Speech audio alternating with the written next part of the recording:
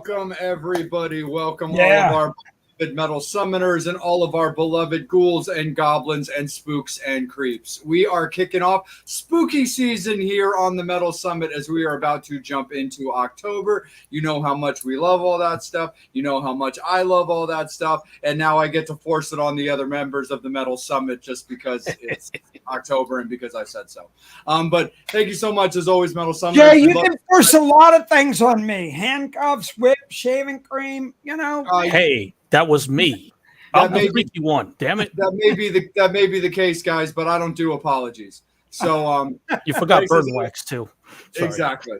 Thanks as always, Metal Summoners. We love you guys. Welcome back to the Island of Misfit Toys. We've got Empress Bobby Dreyer. We've got the real Psycho Steve. We've got Angel Alamo. We appreciate you guys so much for checking us out every single week and showing your support to this show, because this show is for you. And we would like to extend our gratitude and the invitation to our guest this evening, coming live to us from Toronto to kick off our series of episodes on a little bit of the darker side. We would like to welcome in Ted Axe. Sir, thank you so much for joining us. Cheers. Thanks for having me. Absolutely. We are definitely honored and definitely grateful that you're taking a little time out of your evening. And we got to extend a congratulations to you on the latest EP, The Count of Rock, which is out right now. Thanks for hooking us up with some new music ourselves, as well as the fans, for new things to listen to. So talk a little bit about its release. Yeah, it was done during the pandemic, and it took a while to do because of that. And so it's kind of a bit of a different bag from what I did before. It's kind of more maybe sophisticated, dare I say, and a little less like the other one was. My first album was called Sex, Horror, Violence, and it's an 11-song album. Both records were produced by the same producer. Guy's name is Rob Sanzo, and he's known for his work with Sum 41 back in the day. Yeah, it's also done Dee Dee Ramone, guys like that. So kind of right into my genre, and I'm still like a rocker, so definitely looking at the rock kind of production. Although we do have keyboards on one too now. But it kind of brings to mind maybe the Ziggy Stardust Bowie period, maybe the Detroit sound of Iggy a little bit, kind of in that milieu. Bit glam, And lyrically, it's kind of about toxic relationships and twisted minds, I would say. Nice. Mining the same territory as I usually do. Yeah, no, absolutely. And what would you say is part of like your influence when it comes to like tackling that like darker side of writing? Of course, when it comes to like musicians, music in general, we've all been involved in music in one way or another, and a couple of us on this show are musicians ourselves, so we get attached to our music, the stuff that kind of triggers us to write what we do. But what is it for you that kind of like triggered your style of writing that kind of darker side, almost like macabre stuff? Well, I had to look at my own experiences, and maybe lyrically it's about stuff that I couldn't really say, but I always thought. So if you're looking at toxic relationships, a lot of the stuff you hold in, and so it was just kind of a vehicle to get it all out, so to speak. When you're in love and it's an all-consuming love, then there's also that opposite of that sometimes, an all-consuming hate. So it's kind of in that opposites, opposites attract. And so I think a lot of people will be able to relate to it in terms of relationships. Absolutely. And, yeah. But musically, it's still got the crunchy guitars, and I really like that kind of Marshall Gibson sound. So it's definitely got that happening. And I'm a bit of an old school player myself, so it's not really too much shredding on it. But I played all the guitars and bass, and then I have my drummer in. And I like that format because then I can bring it into the band and say, this is the way I want the guitars. They have a blueprint. instead of having guys in, and doing it. And then I bring it to the band, and then they can be creative with it. Absolutely, 100% for sure. Steve, let's kick it over to you, the man with the glowing hat, the brand new glowing hat. So, Steve, why don't you jump in and take it away, brother? Okay, first of all, what do you guys think of the new hat? It's fantastic. It's Okay. awesome. Yeah. Thank you very much. Very nice. All Very Well, nice. it'd be better if we could see you, Steve. No. Maybe it's better that way. Yeah, maybe it's better. Look, it's very Jewless. Yeah, that's Exactly. why we can't see what he's doing in the dark anyway. You I don't know. you Do you look wanna very know what I'm doing? Michael Les Jackson, Nice. So kind of like Tito. the question is, what was the band or the artist, your first actual concert that made you go, that's what I'm gonna do? Oh yeah. Huh. Well, I like to. I used to sneak into the arena where I lived, which was Ottawa, Canada, the capital city. Really a dull place, full of civil servants. And I took off school one day to see Alice Cooper when he had the Alice Cooper band. And that was a great band. So I was hitchhiking. It was back in time when you used to hitchhike.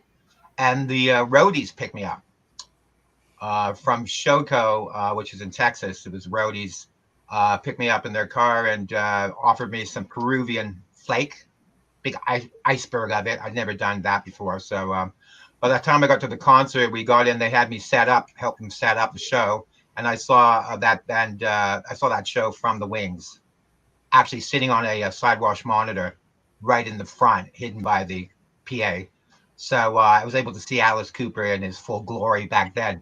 It really wasn't the kind of Alice Cooper that we know now. He was much more sleazy back then, kind of wasted, jumpsuit, really zipped down to the crotch. None of the top hat stuff or the props yet even. So I think that's when I really decided I want to be on stage. I don't want to be down there.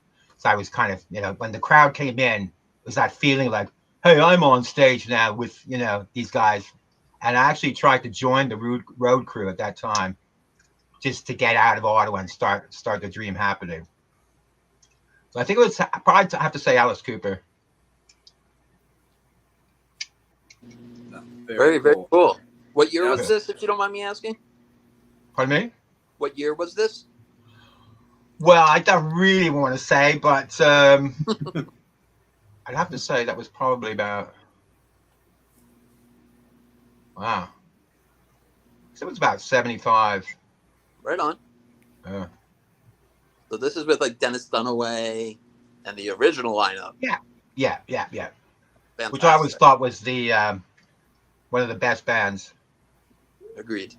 Yeah. And I always thought, a lot of people say, "Welcome to My Nightmare." That was when we really loved Alice, but I thought it was before that. And I thought the Nightmare was kind of the beginning of too much props and corny stuff on stage. So I like the old band definitely. And I liked stuff like the New York Dolls and Bowie and the Ziggy Stardust period, Iggy and the Stooges. And these were all pre kind of metal guys, but they really kind of started that metal sound. Yeah. And when I was in London, I saw the first bands like Motorhead back in the day. Wow. And then I lived in Los Angeles as well during the hair band days of the 90s. So I saw a lot of cool bands back then as well. Very, very cool. Yeah. Lucky you. Absolutely, 100%. Yeah. Steve, why don't you stay with it, bro? All right. So you mentioned a lot of the great influences of mine. I have to ask, because my favorite band happens to be Kiss. Are you a fan? Yeah. I saw Kiss, yeah. What year, and are you still a fan? Yeah, definitely. I saw Kiss in Ottawa at the Civic Center, which is a local arena. Right. Same place I saw Alice, actually. And I think we snuck into the show. And after the show, I went to the washroom. And when I came back, my girlfriend was being invited to the party, the after party, by one of the KISS roadies. They used to send the roadies out into the crowd and procure women for the band. The KISS never really had to. KISS never really had to do anything. They just wait in their hotel rooms. And when we arrived, it was like a big thing where they'd screen people with the security was up on the 13th floor or something of this hotel. And they said, "Who are you here to see?" And then, well, we got invited to the party. And they said, "Ace, she's here." And when I went down the hallway with my girlfriend, they said, "Hey, no boys allowed." So Ace never actually opened the door because he knew the boyfriend was there. But KISS, I would have to say that was probably in that same area, 76, 70, yeah, something like that. That's awesome. Probably 76, yeah. Very cool. I saw them in Toronto when they recorded Kiss Alive 3. Oh, yeah. Nice. So I was at taping of that. And then I also was in Toronto when Paul Stanley did Phantom of the Opera. Oh, wow. Yeah. Oh, that's cool. That was very fun. So, You know, it's like KISS was one of these bands where now it's kind of harder to get bands. You know, if you're the leader of the band, I don't know if you guys have had trouble with this, but you want a certain image in the band. Yeah. Now it's harder to say, "Hey guys, you know, I think we should do this and this." And they'll say, "Well, if you pay me, I'll do it. But otherwise, you're going to get what I do." But KISS was totally different. They had this whole thing in mind. They used to practice apparently at the same place the Dolls used to practice in New York. And they saw how many girls the Dolls were getting, and they said, "You know what? We're going to wear more makeup than the Dolls." So that's how that whole thing started. Nice. So they thought, "Oh, makeup, you know, girls like guys in makeup." So I don't know if that's true or not, but Right. No, I definitely know what you mean when it comes to that, Ted, for sure. Like the stuff that like I'm writing right now is definitely very like me and stuff. And I'm just kind of reaching out to some friends that, you know, play like the instruments that like I don't really play and stuff like that. Like, yeah, I'll play my own bass on my record, but you know, I'd rather get some of my friends that like really play guitars or really play drums or something like that. So more into like that. But I know what you mean because like I just kind of want to like design and sing my own stuff as opposed to like and put it out the way I want to put it out. But if I was to ever go out and perform it, I would have to find a way to have guys that would be open to the experience because it's the same kind of way. It's like, well, guys, I believe in a stage presentation, and you either need to, you know, be down or ship out. Yeah, right, exactly. You know, of course, the Count of Rock wants the vampire vibe on stage. So the first thing I say to guys, "Hey guys, you know, you want to be the guitarist? Are you going to dress in black, all black?" So that's like the first stepping stone. And then, you know, the rest is like, yeah, let's do something a bit darker on stage. Have a presentation. I think people kind of like to watch a movie, so to speak. Yeah. Want to be entertained. Oh yeah, absolutely, 100%. Well, let's kick it over to one of our most entertaining peeps, Mr. Bobby. So, Ted, I got to ask you this, and I'm going to go outside my wheelhouse on this one. Look, horror, everything, a little bit androgyny here. You know, we're talking Bowie and everything else, and hello. Yeah. And you're in Toronto. So, let's go that wheelhouse. Are you that guy who loves to shock the shit out of people? Well, I have been. Not really anymore, so to speak. I kind of more into the theatric thing now. I used to be more into the drunk punk on stage. And, you know, my first band was The Action, which is considered Canada's first punk band. Yeah. And back then, and definitely there was some shock tactics just to get noticed.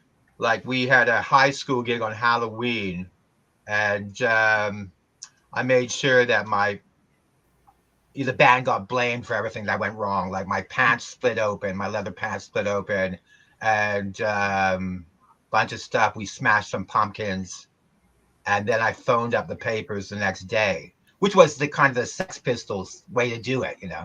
Like if there's trouble and you don't want it to be wasted, so you call the papers and get the band blamed for it. Back then, it kind of worked. So the next day, we were all over the papers.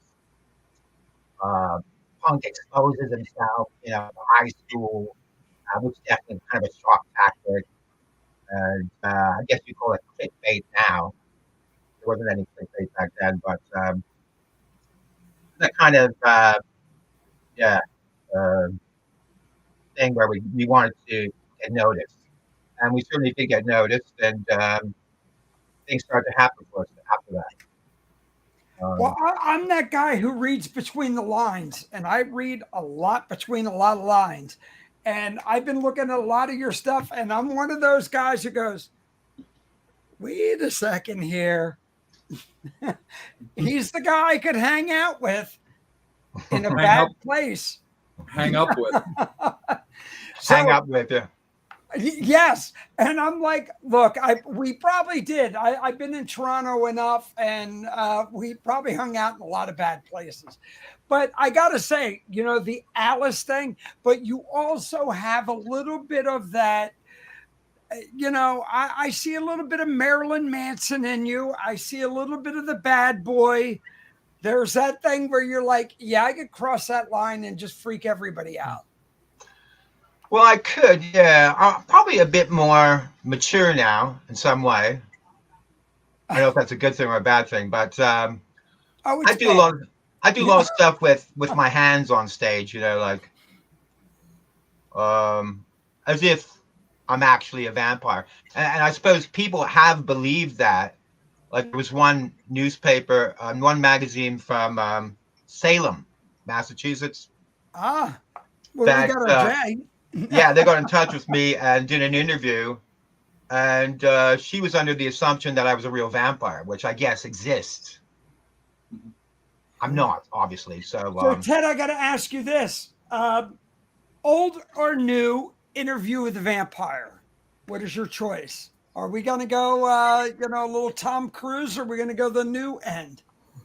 I haven't seen the new one. Tom Cruise, definitely not the right vampire for me. But I like the book better, I think. And I used to like stuff like Count Yorga, The Return of Count Yorga, which is like the kind of 70s take on vampires. So, what's the new one like? It's a little bit more, well, look, everything got more camp. Everything that, look, the older we get, everything it just it amplifies. So, right. If it was gay, now it's like gay. No. Wow. I blame it on the young, like they're like, oh, we just can't have this. We just can't have AIDS. We got monkeypox. Yeah, right.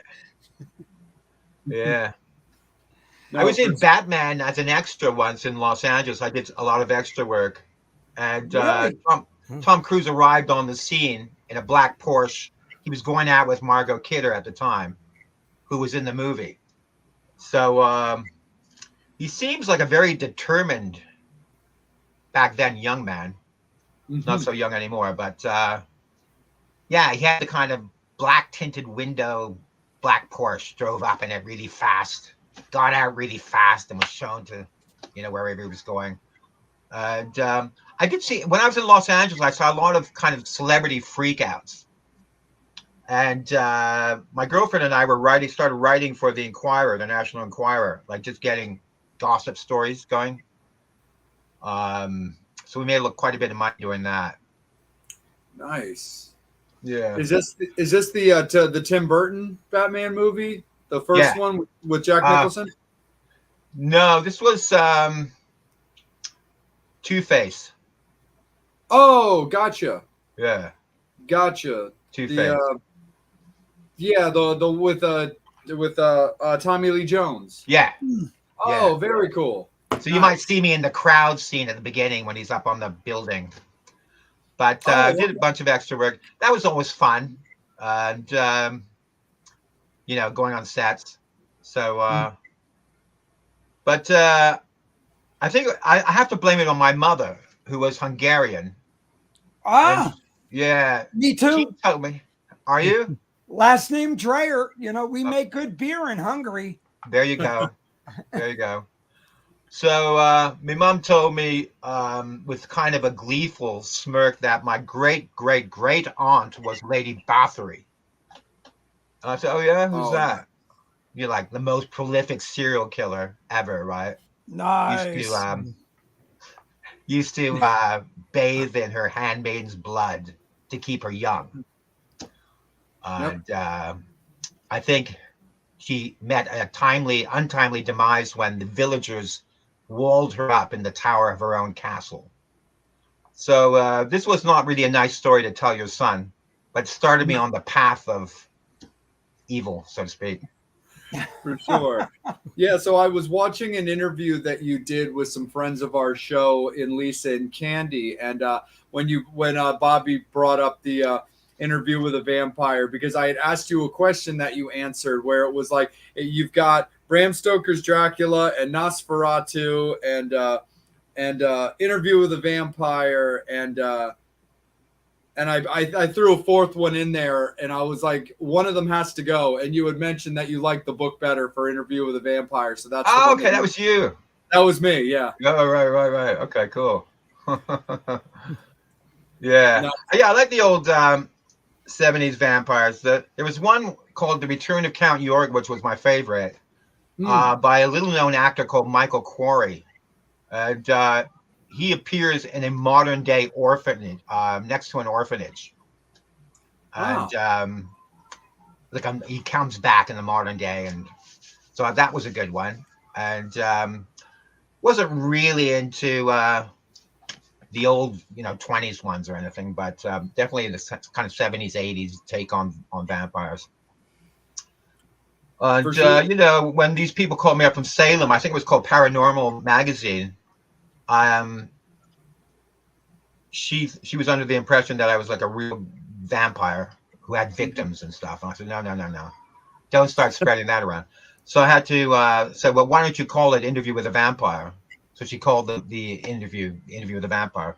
But, we do get, I have a TEDx Fangs page on Facebook and a TEDx Fangs group and a TEDx Fangs club. And, some of these people can be very obsessive. They'll hang out, trying to catch a vibe, trying to catch you, when you're off guard. So sure. You do have to be careful. You have to make sure that you tell people, no, not a real vampire. So don't start lining up to be victims, kind of thing. Absolutely. For sure. And I know what you're talking about. Salem, Massachusetts is actually where I'm from. Oh, yeah? Yeah. So I know that area very well and stuff like that. And especially with like a lot of the turn, like Essex Street is kind of Salem's answer to Bourbon Street in like New Orleans. So it's like, the main strip that has like a lot of the stores and a lot of the shops. And I love going back up there where I can get to go shopping, because like there's favorite stores that I love, like Vamp Fangs and Die With Your Boots On and the Ossuary, that are just really cool, goth rock clothing stores and stuff. And that's like super duper awesome. But the company Black Craft Cult just opened a huge store up there as well.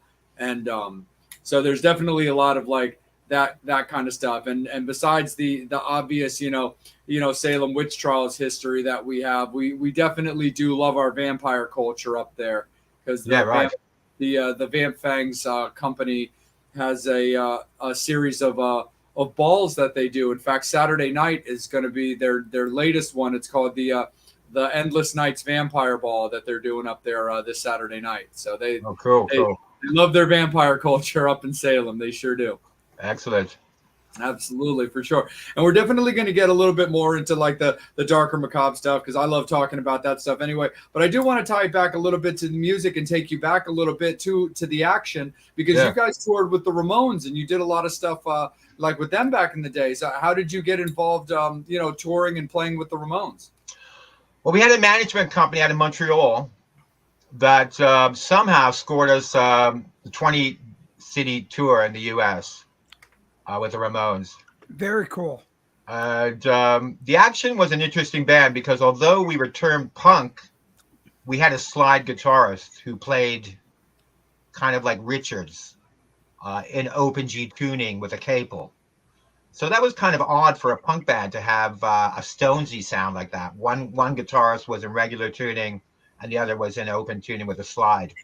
And when we toured with the Ramones, it was kind of like just kind of mind blowing, and I think I was kind of drunk the whole time. And the band, we also opened for the Stranglers, like the first North American date of the Stranglers, UK Stranglers, at a high school in Ottawa.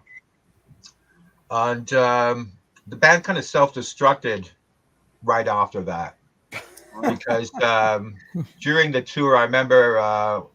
I had long hair, and the lead guitarist wanted me to cut my hair like punk. And I remember he kind of broke down my hotel door and dragged me out with a headlock to get my hair cut. So stuff like that was happening. And I remember I was stealing beer from the headliners' dressing room while they were on.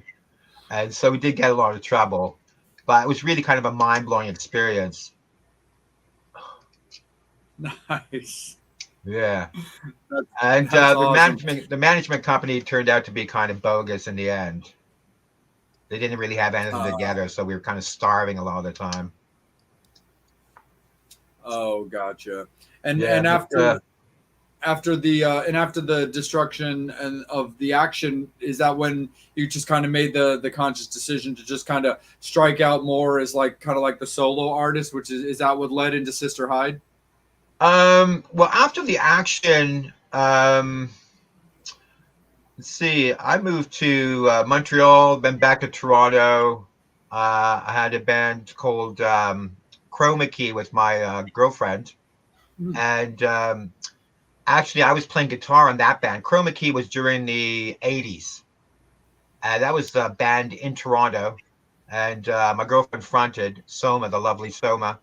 And I played guitar and also sang some songs as well.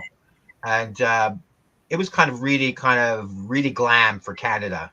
We had a lot of makeup on, a lot of hair stuff going on. We liked bands like, Nina Hagen, Gang of Four, Bauhaus. Mm-hmm. So it was in that kind of vein. And after that, I had a band called Teddy Day and the Zoo. That was during the start of the glam hair band period. And then I went to Los Angeles, lived in Hollywood for 12 years. Oh. From 91 to 2001. Then moved to Vancouver and then down to Seattle. Just missed the grunge thing in Seattle. Lived in Seattle for 9 years. And had a band down there. That's when we started Sister Hyde in Seattle. Okay. And then brought it back up to Canada with new guys. And started playing up in Canada with Sister Hyde. And recorded Sister Hyde albums in Seattle and also in Milwaukee. I had a producer in Milwaukee and a manager. And so I did get around for quite a bit in the States. When you're Canadian, it's kind of a feat to get out of Canada. And I was lucky to have a green card, so I was able to work in the States. It's kind of like a miracle. Yeah, when you live in Canada, it's like, you want to go to the States. It's what a lot of Canadians do to make it. So it was a bit of a miracle for me to get out, and I kind of feel lucky about that. And Canada's got its pros and its cons as well. Toronto's getting to be a big city now, so it's getting a lot of big city problems. Oh, hell yeah. No, for sure, man. Absolutely. Angel, let's bring you in, my good guy, with our metal summoners and Ted's fangs. Cool. Definitely got some good questions from the fans, and thank you everybody for watching and rocking. And just for the record, hot chicks do listen to metal, so screw you, Adam Levine. Absolutely. Adam's. What He about needs- Adam? He needs 14. He needs 14 producers and 35 songwriters for an album. I had to vent that out because hot chicks do God, listen to metal. We see them at concerts. You're so jaded, Angel. Yes, I am. I just don't like. Just, let me go to somebody that doesn't like Adam Levine either. Question from Lisa: what do you like the most about touring? What do I like most about touring? Yep.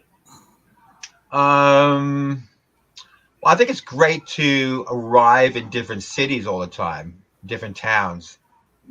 And I really like performing the most about touring. Not really crazy about the touring part. And, you know, a lot of touring bands basically has killed them. Like the Ramones, all dead, I think. Yeah. Toured a lot. But I think I like performing in the different towns and the audiences. You know, the downside of touring, of course, is the waiting around, getting there, waiting around, sound check, and then having to wait for 3 hours before you go on, and all that stuff kind of gets to you after a while. But I've been lucky; I haven't had to tour as much as I would have liked to. I also think touring kind of ages people somewhat. All the traveling, different time zones, not eating right, drinking a lot of drugs. Yeah. Yeah.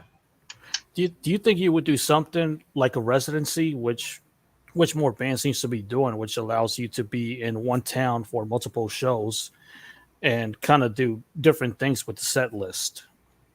That would be cool, wouldn't it? Yeah. Yeah. I'd like to do that. Yeah. That'd be great. But we'd like to start touring again come spring and get Ted Axe band out there back into the States. We do definitely want to go down into the northeastern states in the spring. But definitely hard without the right funding, so to speak. Yeah, Yeah. It's expensive, isn't it? You know, gas and all that. for sure. Have you guys toured a lot yourselves?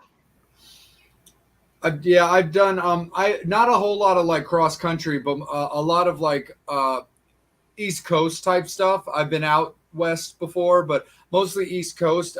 10 years ago was my last big tour when I did an East Coast swing with the Misfits. When it was still Jerry's Misfits with Des Cadena from Black Flag in the band.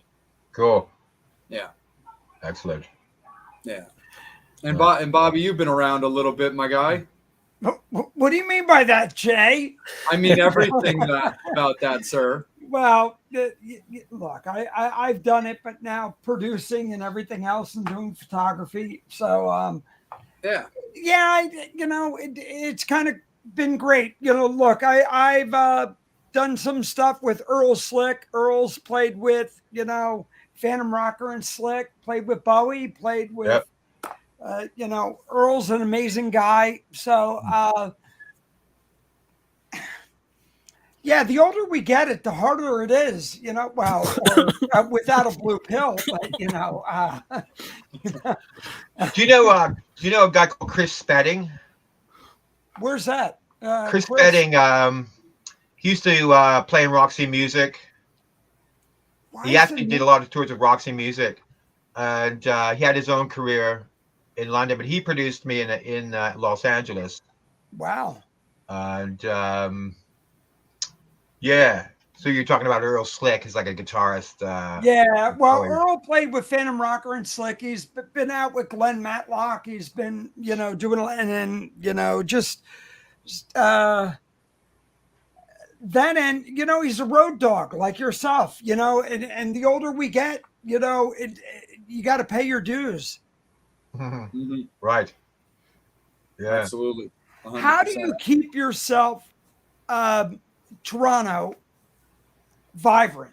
Look, I just got back off a festival in Delaware. Oh A yeah. lot of the younger bands out there, and I seen a lot of new ones out there that really kick my butt, and I'm really surprised. Huh. Gail, Schwako, some of these new kids that are coming up. How do you keep yourself relevant? Well, blood, of course, new blood. Yes. Um, yeah, I'd have to say, well, look, I mean, when you're one of the guys who kind of, I wouldn't say started it, but definitely back in the day, doing it, you do have a bit of an edge, I'd say, Yeah. over the young kids because it But was how do so you much keep? better back How do then. you bring your, increase your base? Look, because the older guys like ourselves, well, me, you want to bring the younger crowd in and keep it relevant. Look at Michael Monroe, which I Right. love Michael, Right. and I think it's great. But you got to really, Billy Idol, everybody else, that genre. How do you keep it that you draw the younger crowd in? Yeah, I'm not really into the whole idea of being rated on according to my followers, which is the kind of thing that's happening today. A lot of people say, well, you either embrace it or you don't. But if you have an influencer who really doesn't have any talent except being able to get followers next to someone with real talent who might not have as many followers, they always choose the guy with more followers. And that's kind of the new way. Yeah. Yeah. I think anybody can get followers. You don't have to have really any talent at all. So basing yourself on internet, social media, or I call it unsocial media, I don't think that's the way to go. I don't think it's going to go back to the way it was. But the more connected we are, the less connected we are, it seems. Now, do you talked about the media, but do you embrace any of the new media, the TikToks or any of that coming out? Look, Facebook is our old guy thing. The Right. younger people are going on more of the TikTok. And look, we understand that if you don't embrace this, you fall behind. Totally. Yeah, because I'm on Instagram and I'm on Facebook. Haven't not on TikTok yet, but there'll be something else this year that will take over from TikTok. So it will go on. And of course, TikTok, you don't really have to get friends. There's just like open, isn't it? You don't really need to get followers, so to speak. But I'm interesting because, in a sense, I'm really an old school guy to the point where I don't actually own a cellular phone because I just want to experience life. I don't want to experience looking down at my phone when I'm out of the house. Yeah. And I find that we're all being kind of cloned into that. If an alien came down from space and saw everybody looking down at this contraption, they said that was easy. We've got them now with a little thing. Their whole life's in one thing. They're being led by it. And nobody has to be bored anymore. But that's a whole other thing. So I think I'm doing pretty well for that. But I think this Christmas I'll probably get myself one and join the club. But it has been an interesting experience being like one of the only guys in the world without one, because society's made it extremely hard to live without one. Very cool. Yeah. So Very as true. far as appealing to the younger crowd, I don't really care about them. Right. They don't really interest me. I don't really care about kids, but at the same time, yeah, you do have to be pertinent. But I think if you do what you do, there's no point in changing. I mean, if you've been perfect all along, there's nothing to look down on yourself about. Like, It's Yeah. causes so much anxiety, doesn't it? You know, that you have to be in the with the in crowd all the time. And I'm not really a huckster, you know, like I haven't really said, okay, this is my Instagram, this is my TikTok, this is my Facebook, like everybody else. Like, you can get me here, you can get me here. Yeah, I'm in all over the place. I mean, my album and my EP is in every store Well, hey online. Ted, look, I'm a producer. I gotta tell you this right now. Look, we all know there's no numbers in CDs anymore. That everything is about touring. And Streaming, look, you're making your money on merch. That's where you make your money. right? Your meet and greets, your $50 handshake or whatever. Yeah, yeah. It's that's where your money's made now. So I mean, if you're not out in the public and you're not here, nobody gives a rat's ass. Yeah, well, they say it's all streaming now, isn't it? So at the same time, very hard to make any money on streaming. Yeah, it's pennies to the dollar. I mean, but let me ask you, video wise, I mean, with your show, how are you doing on that end? Are you doing your videos?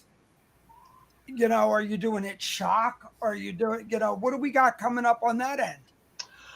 For this EP, I'm going to be doing a video very soon. And this time I want it to be a band video. I've been kind of doing solo videos with just me. The last video I did was for a song I have called Death Do Us Part, which is about marriage. Yeah. And the kind of cons of marriage. And I did it alone in a graveyard. So that's called Death Us Do Part on YouTube. My first video was, again, me alone, basically singing to myself in a mirror in a rehearsal room. That was Get Out of Rehab. So now I'm going to be doing one with a band, finally a band video, and involving my band. And I haven't really picked the right guy to do it. And I have been able to be lucky enough to do it on the cheap. So I think my last video was like $350. First one was $100. I don't really believe in spending a lot on videos. So, like 500 to 1,000 is kind of my way to go, I think, for the next one. So I'll definitely be doing a video for one of these 4 songs coming up in the next couple of months. Very cool. Definitely, yeah. Videos. People want to see videos. They don't really want to just hear things anymore. They want a movie. Well, they want a visual story of really what it is. I mean, and look, the three of us had the opportunity to spend time with Lizzie Borden. Is there anyone that you would love to go out on the road with? Yeah, that's a good question. Wow. These days, I wonder who I would go out on the road with. I haven't thought about that one. Right now, I suppose there's a lot of old guys going out on the road. Like in Toronto last week, Joy Division played, London Suede are playing. It's like a nostalgic thing going on right now. All these old guys coming out from the 80s. And I think I'd like to, I can't really say David Bowie because he's not around anymore. And kind of Manson is. I could see you going out with Iggy Pop. That would be great, wouldn't it? Yeah. Marky Ramone. Yeah. Iggy's worth about 40 million right now. He never used to be, but he's a rich guy now. So he still puts on a great kind of street bred show, though. Yeah. Brings the audience on. That would be good. Bauhaus is out. Peter Murphy just went into rehab, so he's not playing a show in Toronto like he said he was going to. Well, we got Marcy playing near us, but he's such a bitch. Right. Yeah, they were supposed to do a show. Bauhaus was supposed to do a show in DC too. Oh yeah. Apparently he went into rehab. That's why he canceled his shows. Yeah, I heard that too. It was a bummer too. I was at a venue that's owned by the same company that owns the Anthem in DC. That where Bauhaus was going to play, and I stole the Bauhaus poster off the wall because I was like, no, I'm taking that one home. Bauhaus is coming to the area.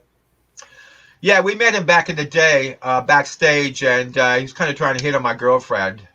Oh, And at that time, even then, that was kind of the height of their touring experience. They weren't talking together at all. The band kind of hated each other, so they self-destructed in that way. And but the great thing about Bauhaus was that they had a kind of edge to them, didn't they? yeah, And they definitely did. a lot of for sure. effects, a lot of effects. Yeah, Bauhaus, Sisters of Mercy. I like them quite a bit. totally. So I think And that I like these bands because I actually still go out to 80s themed dance events on the weekends and dance with myself. Yeah, like there's one called Dracula's Daughter in Toronto, which I go to quite frequently on Saturdays. Oh, nice. Yeah. That's really, really cool. You would probably get along great with a guy he used to play in LA Guns, but his name is Kenny Queens. Oh. He's got a fantastic solo band called Villains of Vaudeville. Oh, yeah? I fucking love this band that he does. Very, very similar to the stuff that you do, gothy, edgy, but he goes to a lot of those like gothic balls and stuff like that. So I think you and Kenny would definitely end up having great conversation if you guys ever were able to hang out. That'd be cool. I was lucky enough to open up for LA Guns at Coconut Teaser in Hollywood. Very cool. Yeah. Nice. That's awesome, man, for sure. Angel, remember, sorry, Ted. Go ahead, bro. Remember Kim Fowley? He used to manage the Runaways. Kim. Yeah, 100%. He came into the club and with the bass player for Blondie. And I had a little demo tape, and I said, "Hey, Kim," and he said, "Don't hand me a demo tape. I don't want the demo tape." He's like a bit of a bitch, wasn't he? Yeah. But I remember that. Yeah, LA Guns were playing, so a lot of people would show up, and so the hair band thing in Los Angeles was kind of cool because Sunset Strip really changed after that. Did you guys hang out in Los Angeles during that time at all? I didn't get I went to MI back in the time. Oh, there you go. Yeah, but I was there for. Look, I knew my shit wasn't going to make it back then. I was like, look, I couldn't be a shredhead. Everybody back then wanted to sound one way. Yeah, it's true. Yeah, I just kind of missed it, like by my age, as far as being able to like partake. I was definitely aware of it. Definitely Jay, a part you were born in '92. Well, I was 1892. Yeah. Remember, your fan is the one who exposed me from hanging upside down, dude. Yes, because you do hang upside down. Yeah, he does sleep upside down. Yeah. No, for sure. Absolutely. Ted, Angel, you and I are about the same age. So I graduated high school in '82. So I'm just going to leave it there. Right. Well, you should try that beverage. It keeps you young. Yes. The red one. The red one. Well, I mean wine, of course. Red wine. Oh, I have a lot of red wine. I have a lot of. Cheers. Yes. There you Be go. one of us. Yes. You know it. 100%. Angel, let's bring you back in, buddy, because I think we've got some pending fan questions, right? oh yes, we do. Let's go to Patience. She just would like to know. It's Patty. She would like to know if you're coming to the United States to perform anytime soon. Well, yeah, as I said, we'd like to get down in the spring, beginning of next summer, and we're kind of laying the groundwork for that at the moment. And, the border towns that we go across are like Flint, Michigan, starting maybe a tour there, and going to the northeastern states, going across, and then coming back up. So I don't think it'll be down to LA or the West Coast this time, but definitely the East and a bit of the central US. Nice. Cool. Yeah, man. So definitely looking forward to playing for some of my fangs down there. A lot of people have been asking me, when are you coming to the States? it turns out that most of my fans are women from America. And I kind of have and interestingly enough, they start at about 40 and go to 70. So that's kind of my demographic. I'm not really looking to add really young women to my fan base because, they're really not interested in rock anymore. That's the kind of sad thing about music is that rock is just not as commercial as it was in terms of a viability. Yeah. Or metal. I mean, metal is more, but certainly not hard rock. You're looking at hip hop or female vocalist based pop. Yeah. In terms of being popular. So it's not Kiss anymore, Yeah. Yeah. But some guy wrote underneath one of my videos on YouTube, "Gotta love a band that wears more makeup than my girlfriend." So definitely kind of bringing that back. I thought it was a good comment, so I just left it on. Yeah. But yeah, so definitely looking into going back into the States. I kind of miss it, actually, being up in Canada. I do find Toronto rather dull compared to some of the American cities. Mm-hmm. Yeah. For sure. We got to go up to Toronto and stir it up. Definitely. Yes. Absolutely. You guys got to come up here and hang out. Yes. No, definitely. I agree. Road trip to Canada, Toronto. Yeah. I love Toronto. Yeah. I'm just terrified of getting through customs. Yeah, right. What if right? Just wear a mask. No, I'm just saying. Hope is a hot chick that checks my merchandise and stuff, whatever. Montreal is a very cool city. There's a difference between Canada. Toronto is kind of a Christian-based city. They don't really sell liquor in the stores yet here. Where? In Toronto, you have to go Bobby. to a liquor store or a beer store. You can't get it at the corner store. So Montreal, Quebec is kind of like much freer. You can get it at any store, just like in America, But that kind of says a lot. For sure. So I think Montreal is a cool place. I'd rather live in Montreal, but it's not as happening as Toronto. Certainly not in music. Yeah.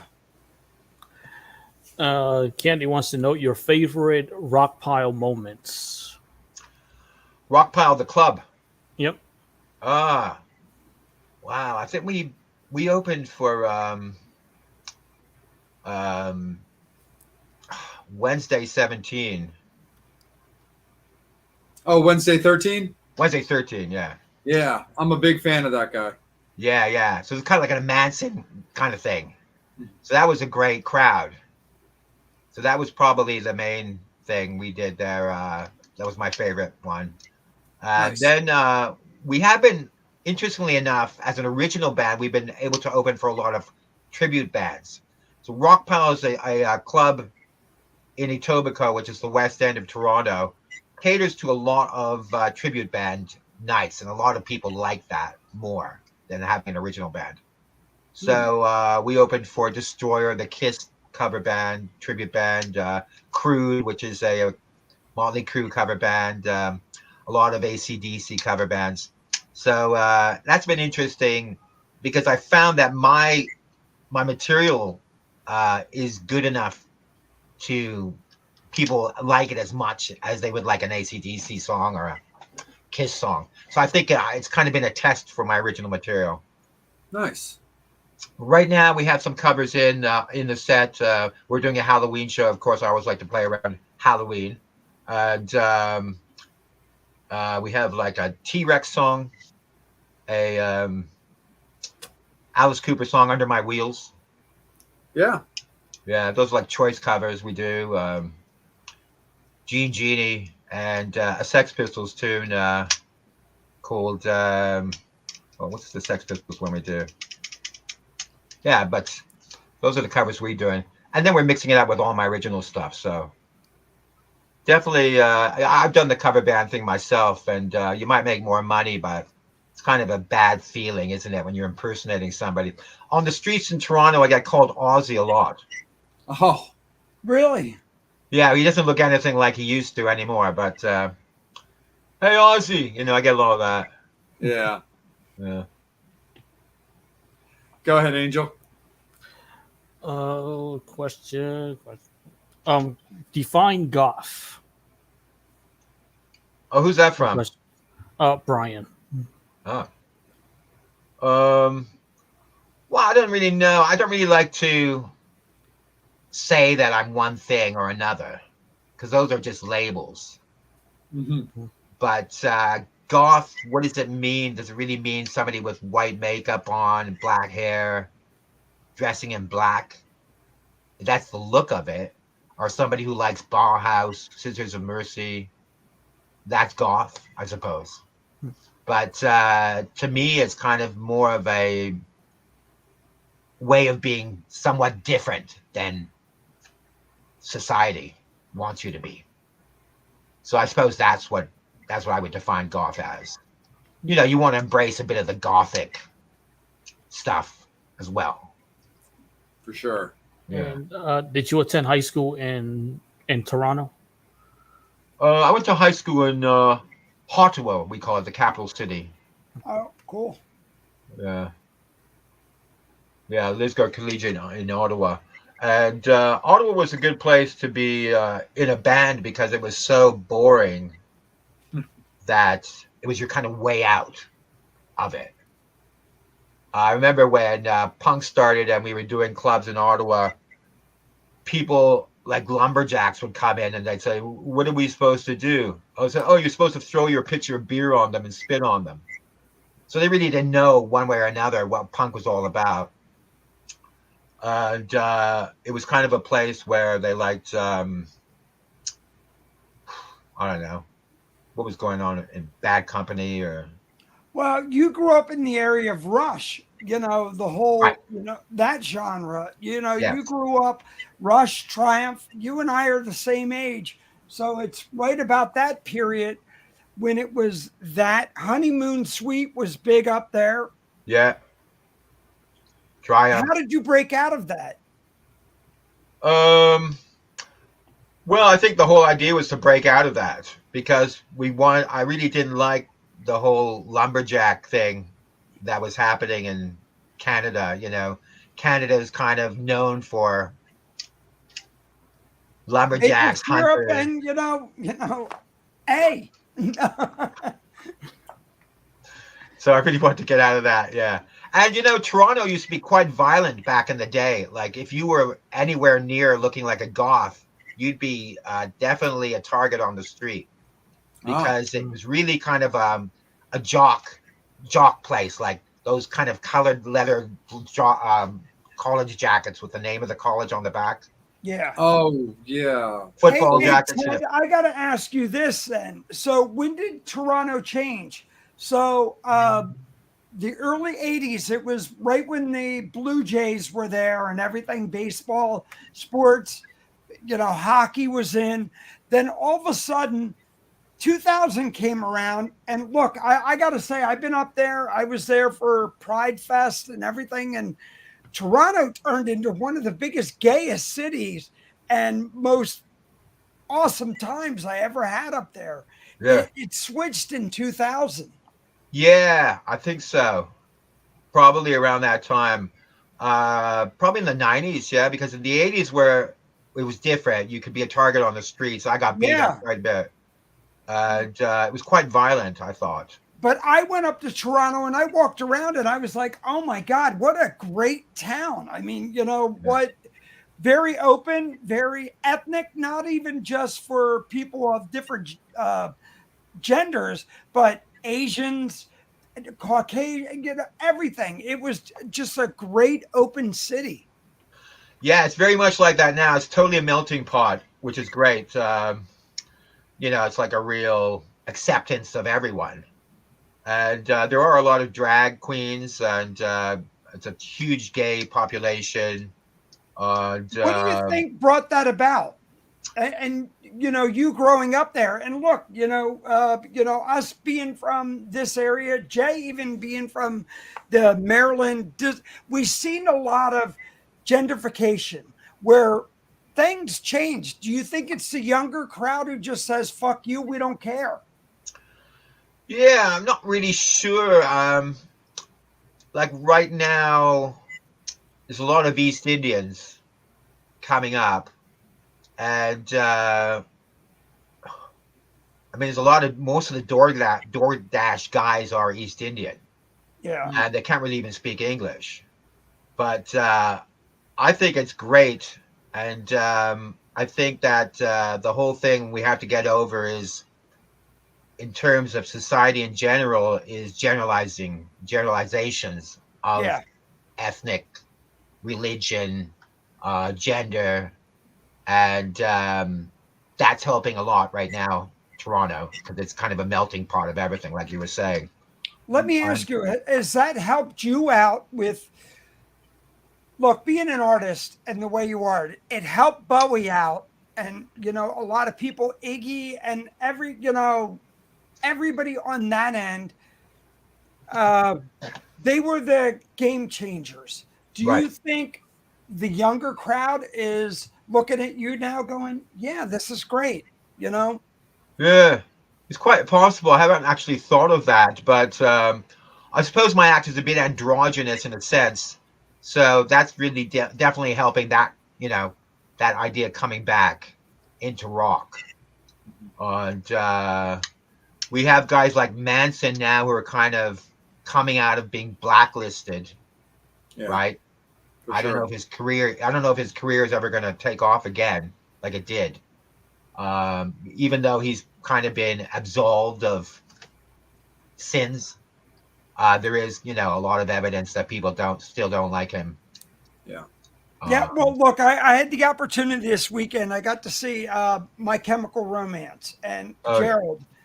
right. And for a guy who writes amazing music, but to come out on stage and do everything he does, and for a younger band of the 2000s, I got it. You know, I'm like, look, you know, great songs. I don't give a shit what you wear on stage or what you do. Come out and kick my ass. Right. Yeah. Yeah, that's it. Yeah. That's what it's all about, isn't it? And it's Yeah. about, you know, it's about your songs being able to relate to an audience, or an audience being able to relate to your songs.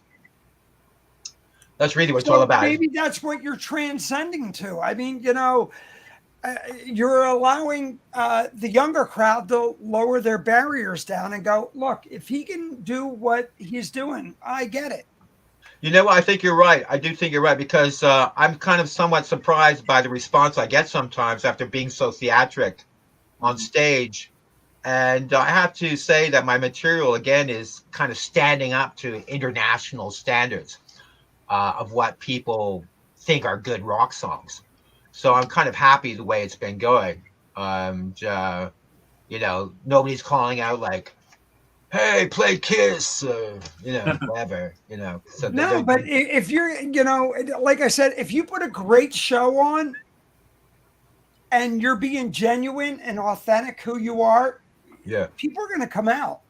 totally. Absolutely, 100%. I saw a performer recently from England who came through Baltimore. His name's Youngblood. He's starting to get a lot of attention, and he's Oh. kind of that same he's that same kind of guy. He's very androgynous. He supports all communities. He's very big on bringing everybody in, but he does costume changes throughout his set where he'll go Yeah. from wearing like long black like pleather leather pants to wearing like a skirt on stage. And, Oh, yeah. But Let me have fun. I want to get Yeah. my money's worth. Look, we're all Right. getting fucked by the man going to a show. Yeah. Right. 100% for sure. Yeah, you're like, what, paying all this money, you definitely want to come out of there going, I witnessed something. Ted, that's what I'm saying. Look, Yes. if you're going out there and you're giving a show, I'm all about supporting you, no matter Right. what it is. Yeah. But if you're going to Totally. stand on there like a shoegazer, like the 90s, like half the grunge bands did, I'm like, really? I don't need this. Yeah. Yeah. Yeah. Like people want to definitely be entertained, Yeah. and they want to see something like a movie on stage. They don't just want the same thing over and over. So many performers have like I call them one trick ponies. Like, you know, within the first 30 seconds of a show what they're going to be doing the whole night. The way they stand, their voice, their movements. You've seen it all in the first 3 minutes, which isn't a bad thing, you know, Look, especially if they can, that's them. And hey you know, Ted, they're we brought up one person tonight, and we got to give him kudos, and it's got to be Alice. definitely. The guy who started, look, we could talk about Kiss or whatever. I'm going, really? It's fucking Alice.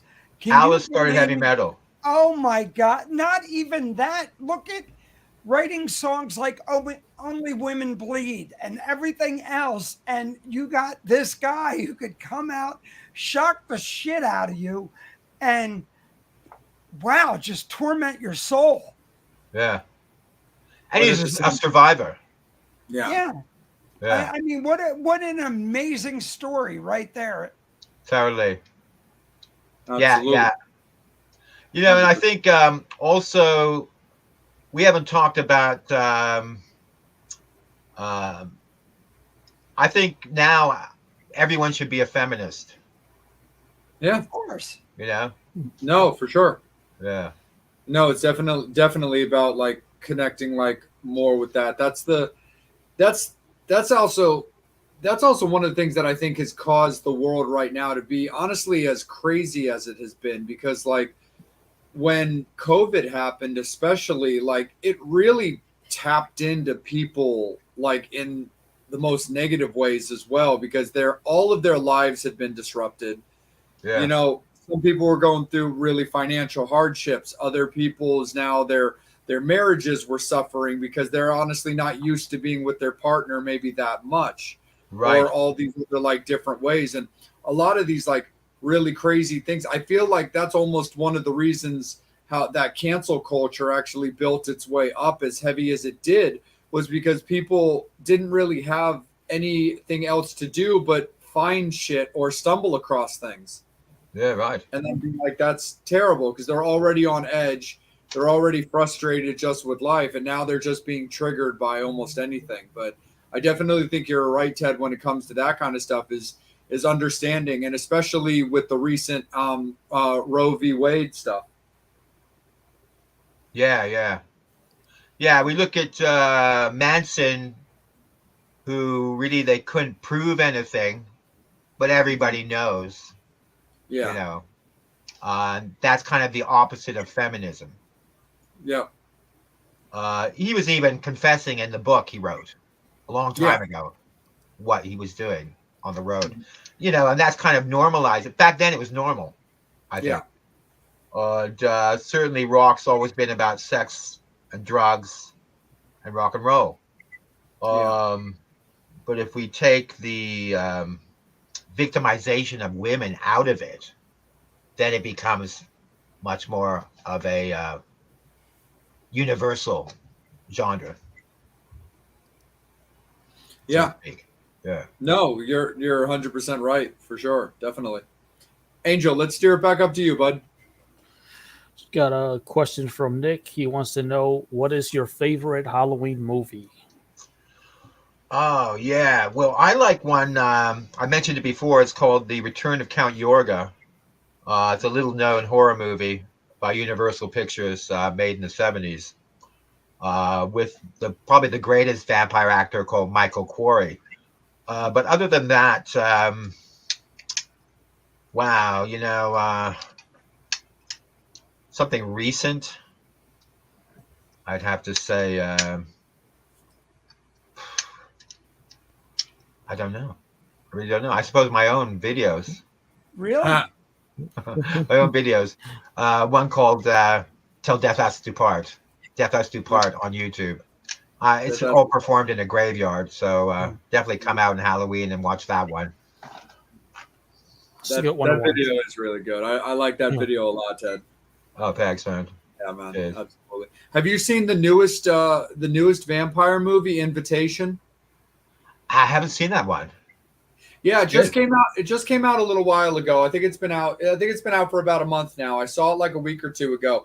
It's really, really cool. It's basically about this girl with without any extended family, randomly decides to do a DNA test because it was in a little gift bag from like an event she was working, and ended up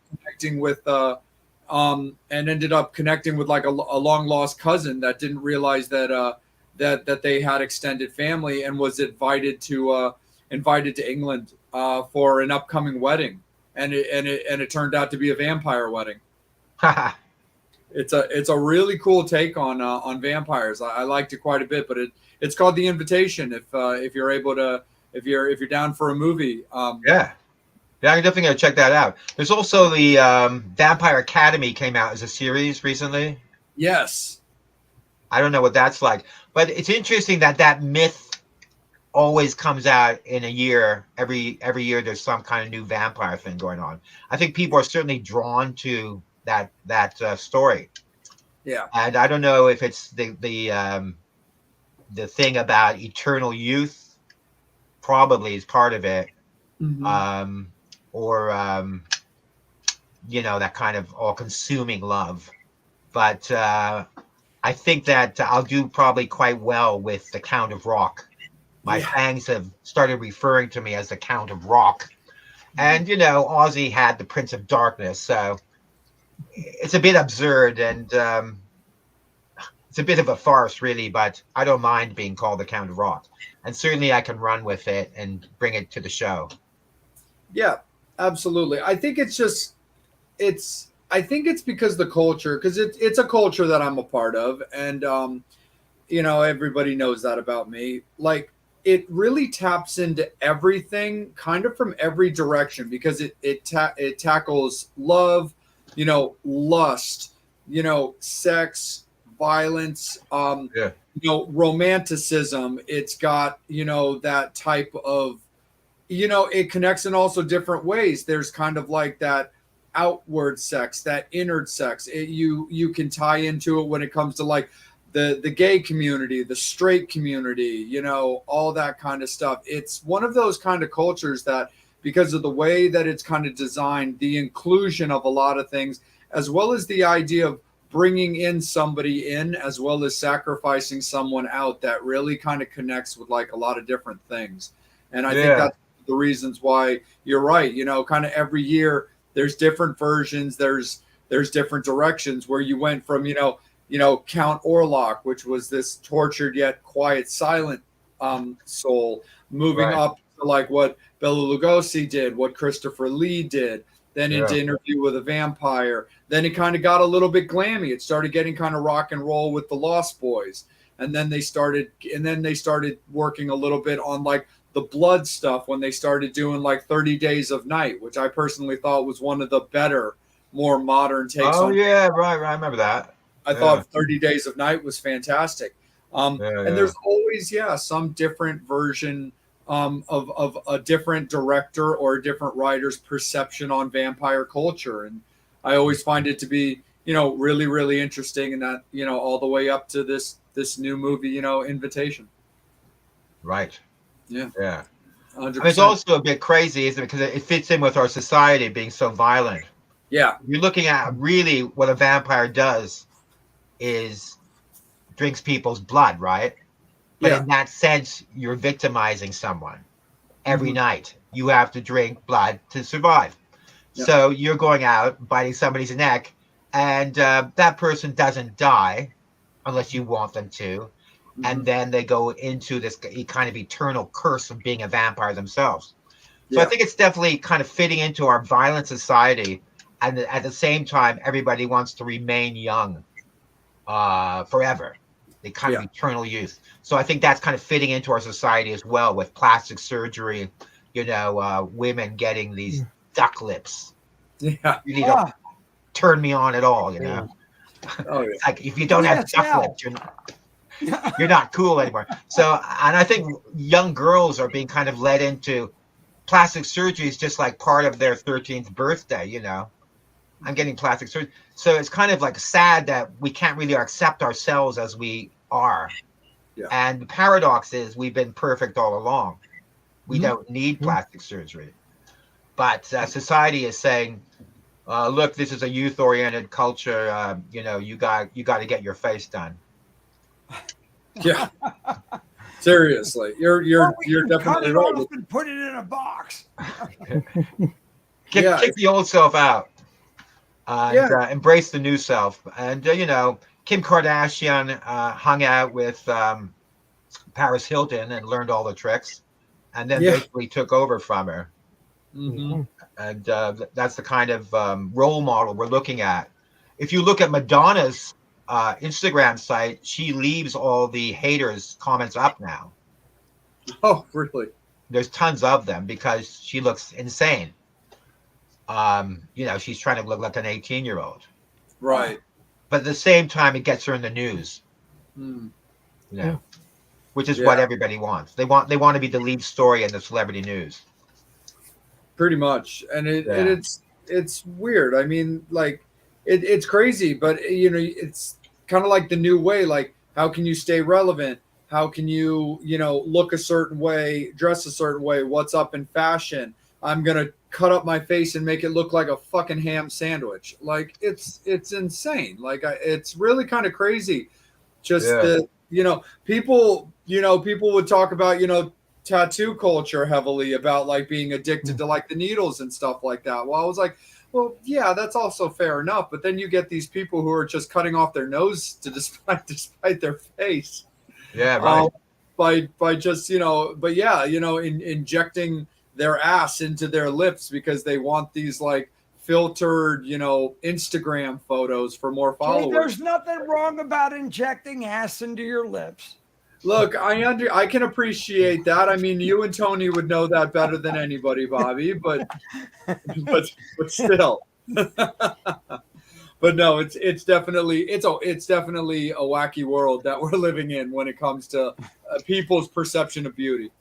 I think what's going to happen in the future is that there's going to be a filter on you anytime you want, like when you're walking right outside. You'll be able to project a filter from your phone onto your face. So you won't have any wrinkles at all, what filters do. Yeah. Half the people we're seeing on screen now have filters on them, on talk shows. Oh, yeah. You wouldn't even know it. So you go, isn't that person 80 years old? They look like they're 20. But it's those filters that are doing it. So I think it's definitely the idea of perfection. Hey, you're not perfect. You're not perfect unless you have X amount, 400K followers on Instagram or TikTok. You have to fit in with the nose that you can't breathe out of, even. Yeah. Right? The kind of very narrow nose, huge eyes. That's what these apps do. They enlarge the eyes, thin the nose, magnify the lips. So definitely something wrong. We can't accept ourselves anymore as we are. Hey, Ted, I got to bring this out. Look, I've been in the rock scene and done all this. And you and I, look, you don't get into this for like, I want to change the world. It's all about ego. We love having people. You wouldn't be doing this if you didn't love people stroking your ego. I loved it. I love being out there when people go, oh my God, you're the greatest. That's what it's all about. You wouldn't be doing this shit if they said you sucked, you'd quit tomorrow. No, I want to make a difference. I'm here to make a difference. No, you're not the Pope. Stop. Of course, I do like something. Yes, do something fun. I do like something else being stroked as well. Like Ozzy, do this. What difference are you going to make? Correct. You're not black. You're not Obama. Yeah, you're not going to run for Pope. Yes, but that's what I'm saying. Go out and kick ass. Do something look, we went and seen Lizzie Borden. When he came out on stage on M3, I'm like, motherfucker. I can't even stop talking about that, and it's been May. Do something that's gonna fucking shock the world. Right? Even his guitar player was shocked as well. Yeah, we had him on last week, and it was like, what the fuck? You're wearing a 3-face mask? I didn't even know where to look. If you're gonna, we talked about Alice, and we talked about Kiss. If you're gonna do something, but I want to change. Fuck that. Shock the world. Give him, Go out there with a 15-inch penis or something. That'll change the world. Kind of hard. I mean, it's all been done. Yeah. You know what it is? You got to think outside the box, because I really think when you say that, you got to go into the wheelhouse. There's something there. Right. What made Bowie do what Bowie did? Right. And so you can't. You're limiting yourself right there when you say that. And I'm going, stop. Oh, it's all been done. No, it hasn't. There's something out there that hasn't been done. You can fuck everybody up. You know, I know in the old days, we used to make sure that the band was blamed for anything and everything that went wrong.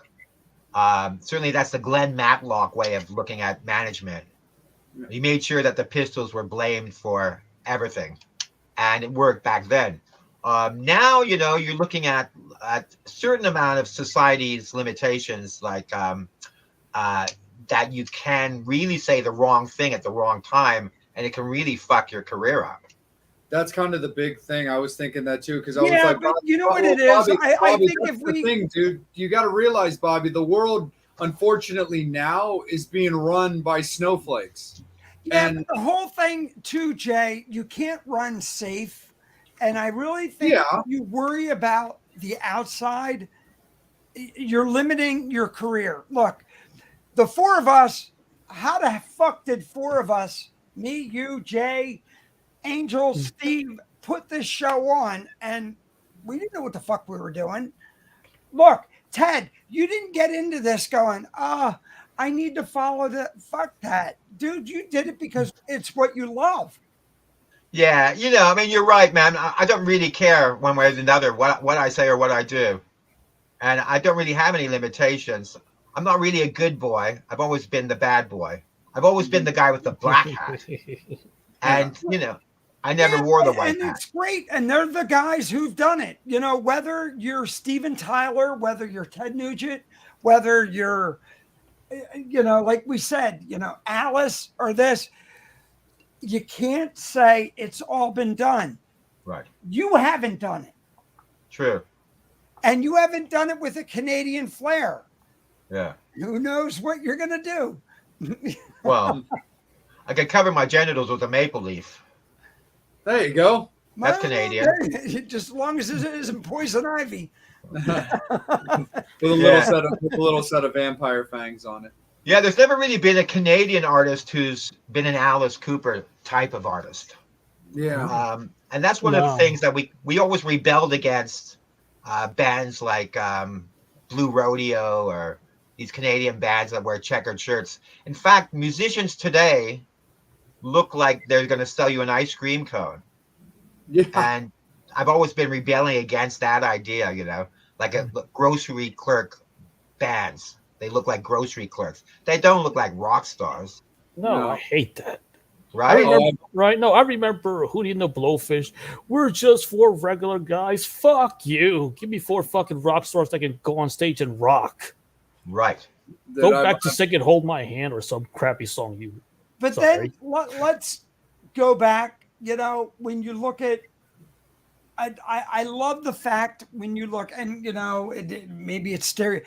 Van Halen. You look at Eddie. There's never been anybody like Eddie Van Halen.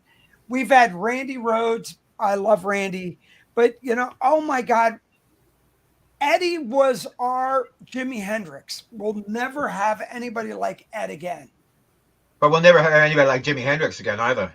Yeah. And that's what we'll never have another Beatles, but we're never going to have another Ted X. So go out and kick your ass, man. Just fucking fuck everybody up. That's true. That's true. You know, because there's not going to be another Ted X. That's true. Yeah. Very true. So you can't sit there and go, oh, it's been done. Well, Ted X hasn't done it. Go out and kick ass, dude. You're right. You're right. I'm going to come over and kick your ass right now. All right. Love it. Yeah. I fucking love that. Absolutely.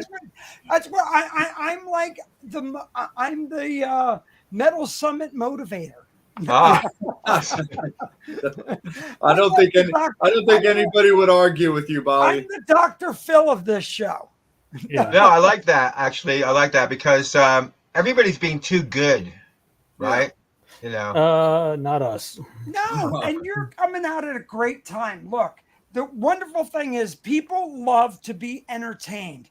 The Right. great thing about our show, and we talked to Jay, brings a lot of artists in here who are definitely outside our wheelhouse and this and that. And I love having guests like yourself on, but I'm going, dude, you're doing something that sparked Jay's attention. Oh, wow. It's just, I love that you're lighting tonight.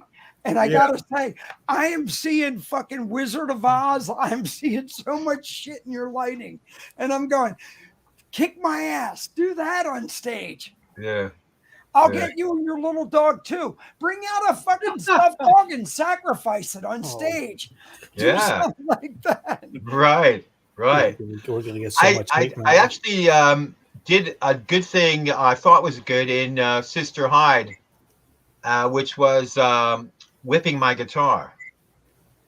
So I would bring the guitar out on solo. We used to do a song called Nighttime, which is a cover by a band called Strangeloves. And during the solo, I'd whip my guitar with the guitar strap. People seem to like that. So I got to tell you this right now. I'm looking at your green lighting, and I could picture you doing a metal version of Defying Gravity. And it just came to my mind. Right. That would be good. Tell me that wouldn't kick ass if you did something that fucking, just. Yeah. That's a freebie. I'm just throwing it out there. But you got Gravity. that green fucking thing, and if you threw it in there as a dick tease and went and did the whole Anima Dazelle or whatever the fuck her name is, and did Defying Gravity, and I'm going, oh my God, he fucking gets it. Right. Well, having written for the Inquirer in LA, you do learn a lot about what they call clickbait now. Yeah. That was what people wanted to read, gossip. So under my videos on YouTube, I have something that says, God, what does it say?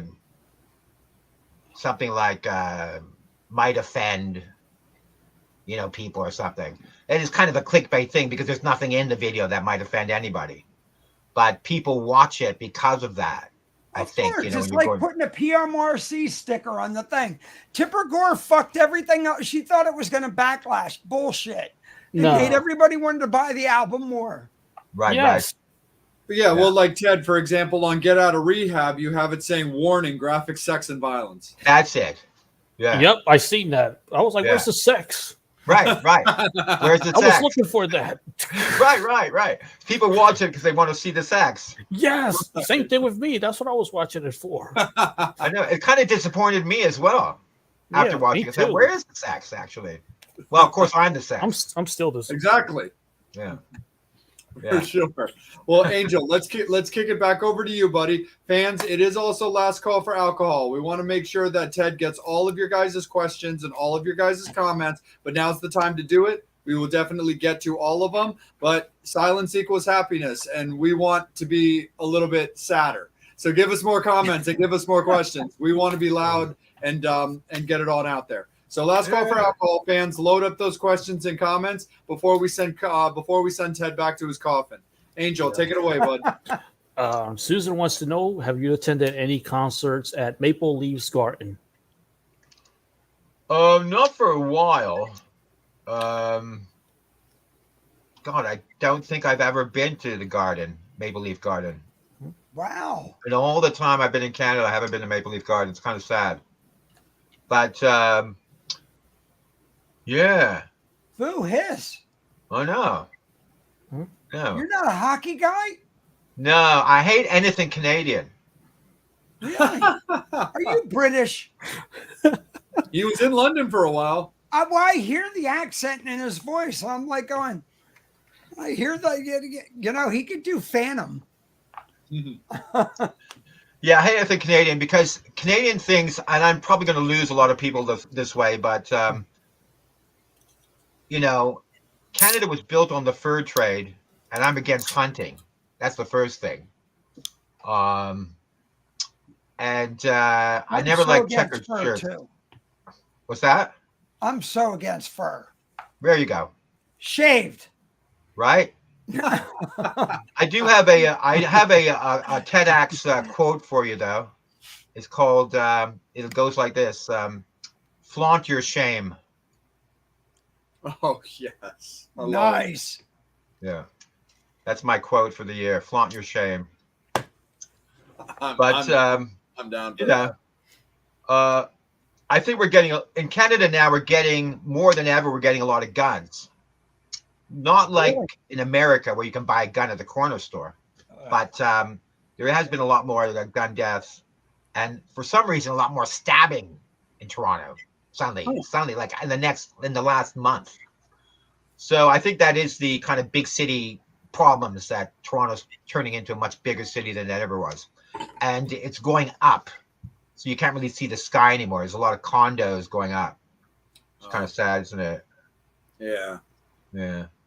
But when I saw Alice, he had 3 traveling trunks of gimmicks.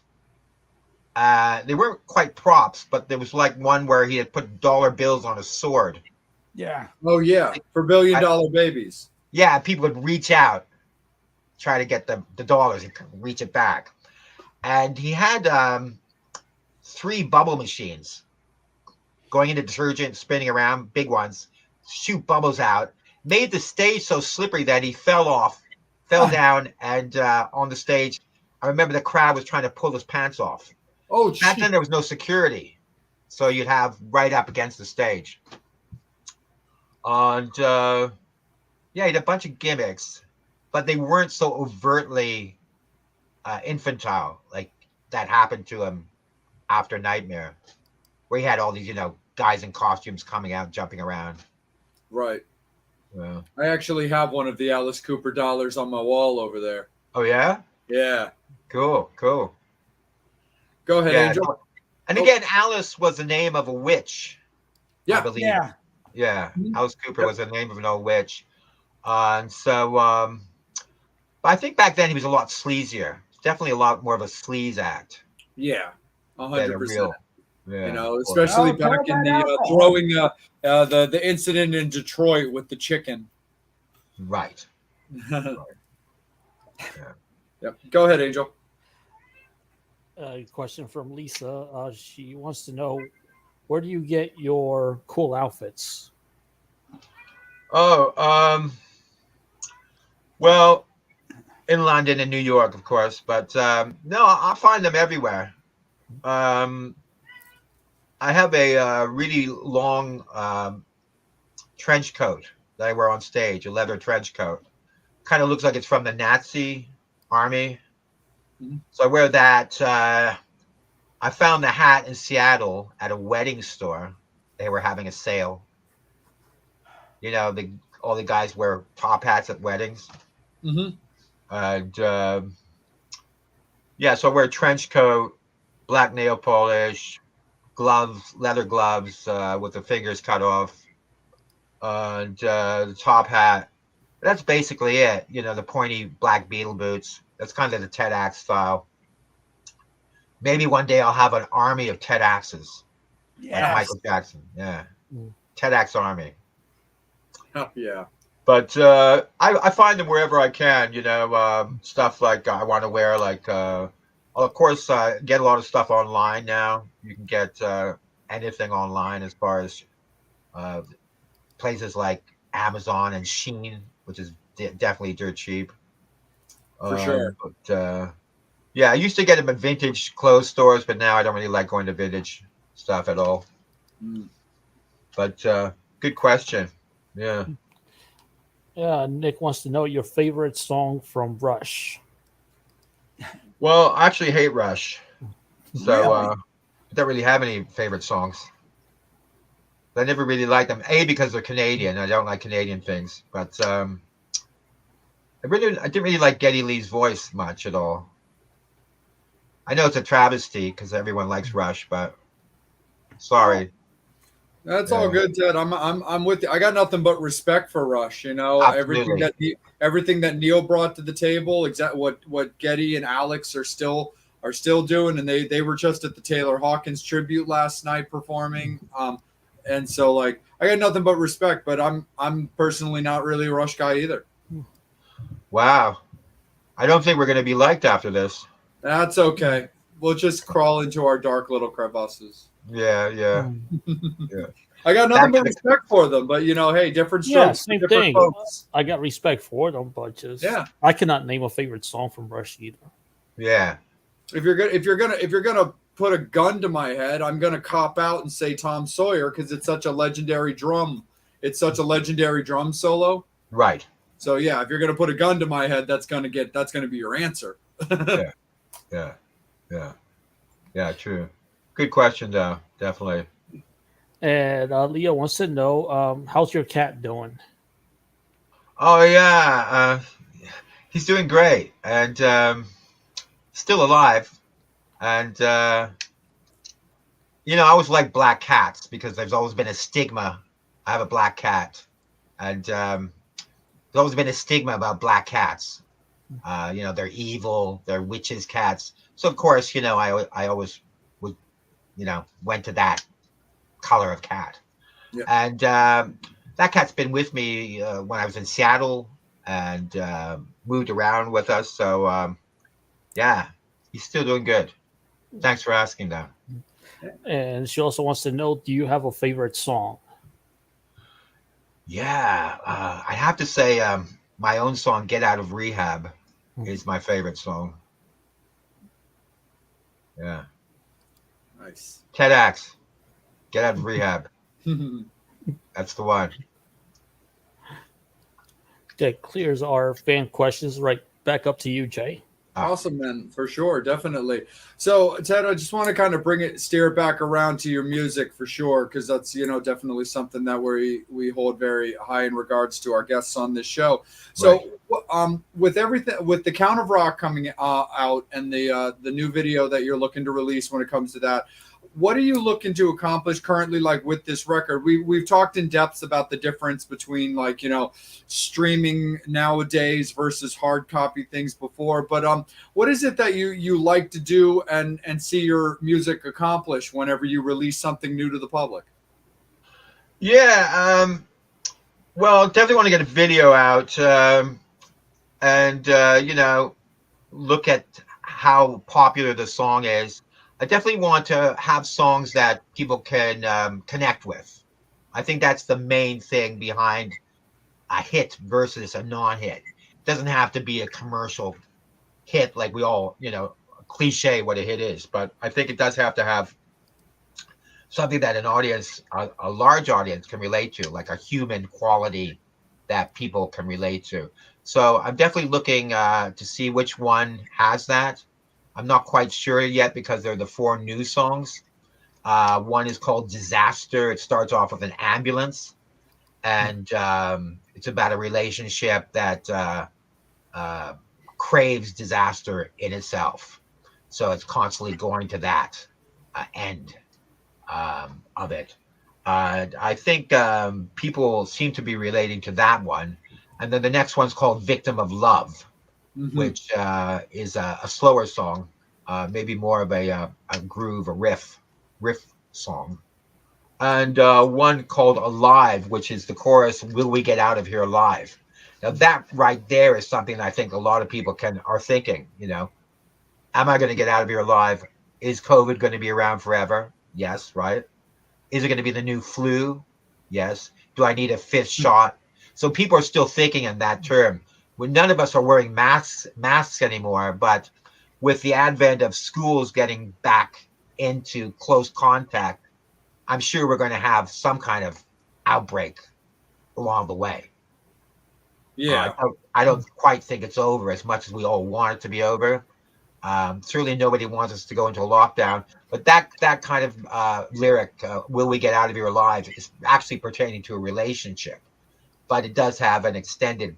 What I call it is the universal jugular. If you can write a song that hits the universal jugular, then you might have what a hit is these days.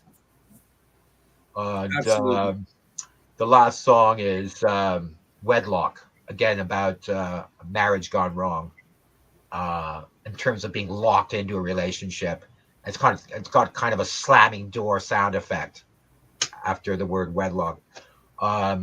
So as far as I want to accomplish, definitely want to get the video out, get it out there, and just get the music out there as much as possible. I think, get it heard as much as possible. That's really what it's all about, isn't it? Yeah, 100%. But in terms of streaming, it's also a bit of a gimmick because there's a lot of management. I just was offered 2 management contracts that pertained not management but streaming contracts. Like I'll get your stuff on playlists all over the world. I'll get your stuff here and there. And what happens with those is that they end up collecting whatever few cents there is, not you. You might get your stuff out there, but you're not making any money. Right. Also, there's little things in those contracts, like if you leave and somebody else represents you, then I keep all your stuff on streaming forever. Right. So, that's no good either. No. So you have to watch those little clauses in contracts because everybody's going for those. Like these people have 20 to 40 bands that they're getting, heard on streaming all over the place. But there is kind of drawbacks to that as well.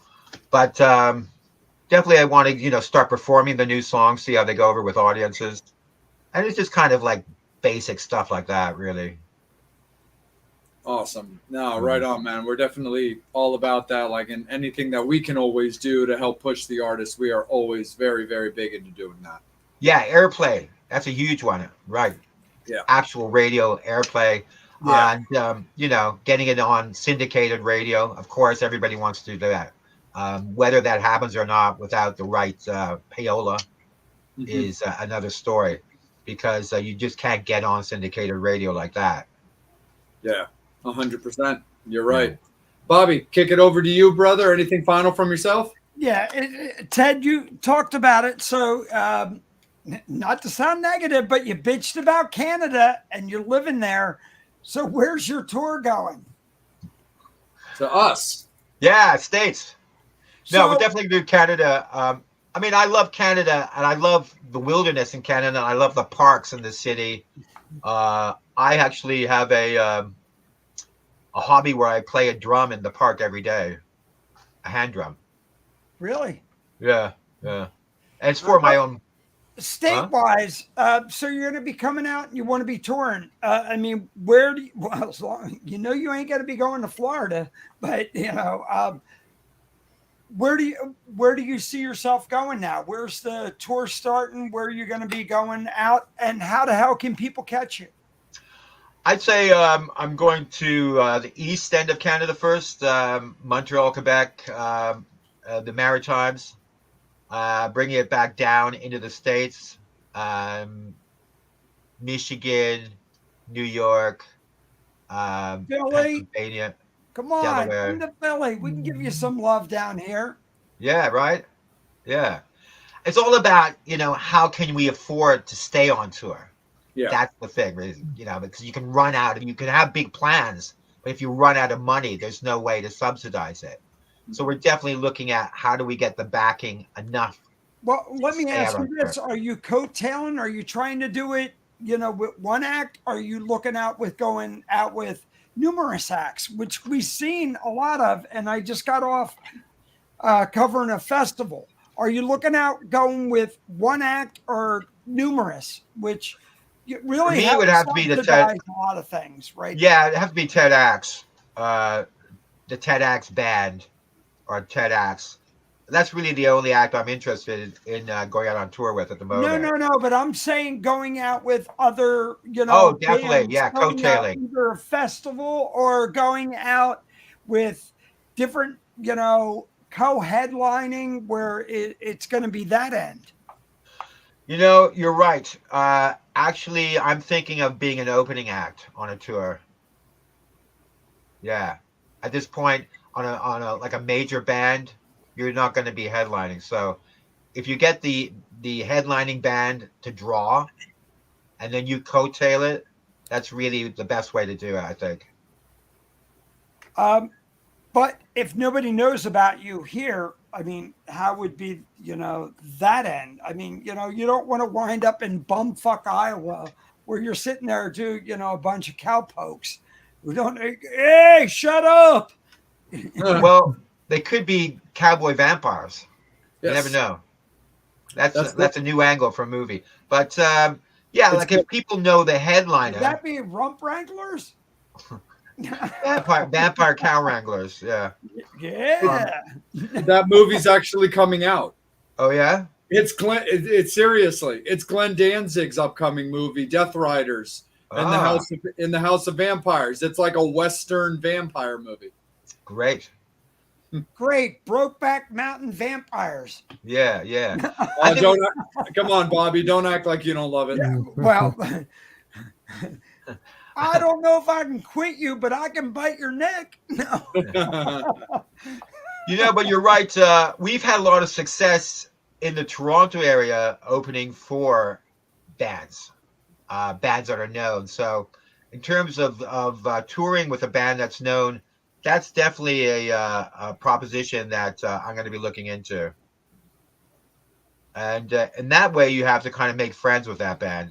You can't just be management saying you two would fit. You kind of got to know, who's. Hey, Ted, let me ask you this one too. Artist support. Who are you looking at on that end? I mean, who do you guys have you on that? Do you have a instrument company? Do you have somebody helping you out on that end? Well, that's one thing I can't really talk about. I've been asked not to by a sponsor yet. Cool. So, but it's a well-known company. And it's like a beverage company. Oh, okay. Yeah, but I've been asked not to talk about it. All right. But instrument-wise, I mean, look, you're a player. I mean, have you embraced any of those gentlemen? The Phipsons or the Gembers. Those are Gibson. Oh, whoa! I didn't say them. Oh. You did. Yeah, I'm going to be looking at that. A lot of people are doing that, and it is a bit congested in terms of that kind of sponsorship. Well, but I'll tell you, it's not that congested if you can make the wave. Right. And I've had a couple friends who've broken pretty good. Lizzie Hale.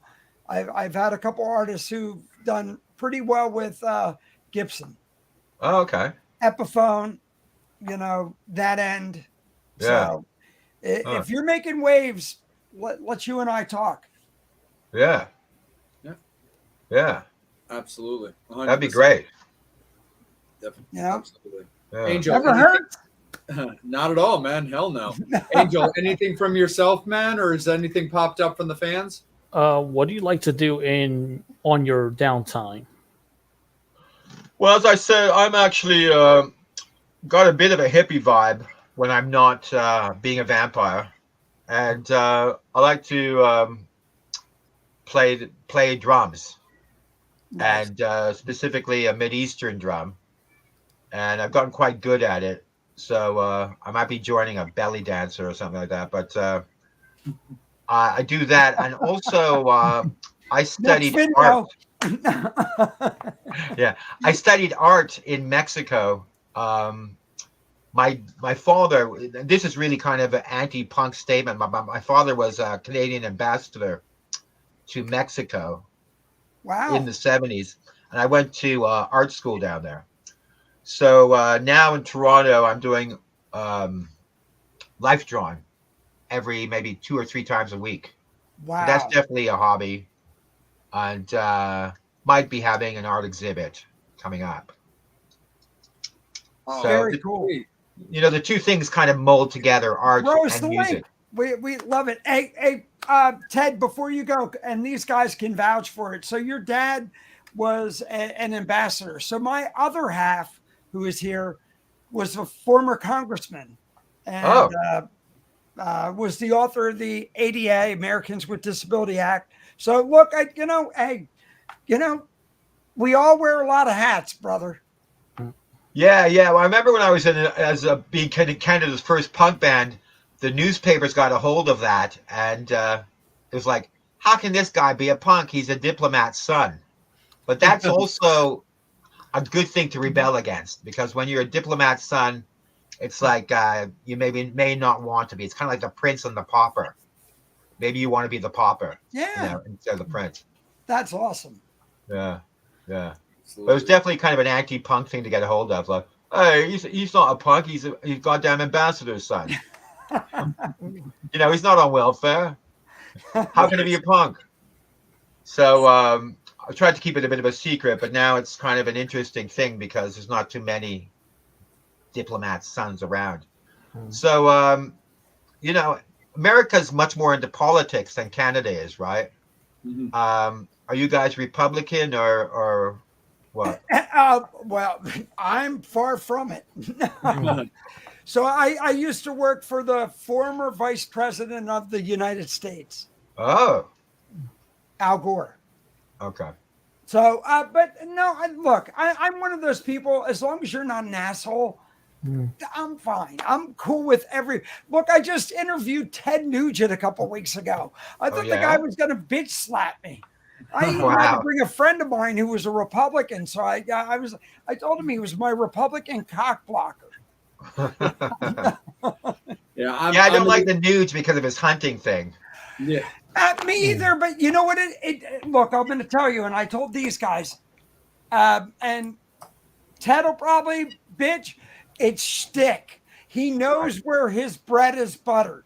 Look, he's 74 fucking years old.